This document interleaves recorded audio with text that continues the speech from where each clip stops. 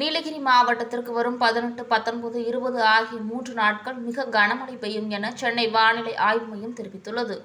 Orange alert கொடுத்துள்ள நிலையில் இந்த 3 நாட்கள் சுற்றுலா பயணிகள் நீலகிரி மாவட்டத்திற்கு பாதுகாப்பாக வர வேண்டும் என மாவட்ட ஆட்சியர் அலுவலர் வேண்டுகோள் விடுத்துள்ளார். மலை மாவட்டம் நீலகிரி மாவட்டத்தில் ஆண்டுதோறும் மே மாதம் இறுதியில் துவங்கும் தென்மேற்கு பருவமழை நவம்பர் மாதம் வரை பெய்யும்.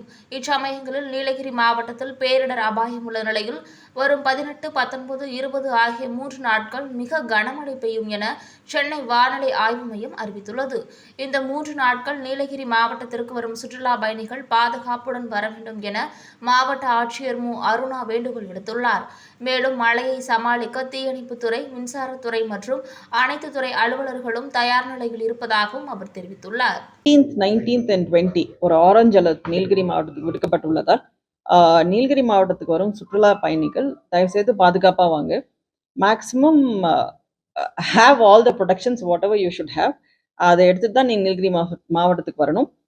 உங்களால் முடிஞ்சால் அவாய்ட் பண்ணிக்கலாம்.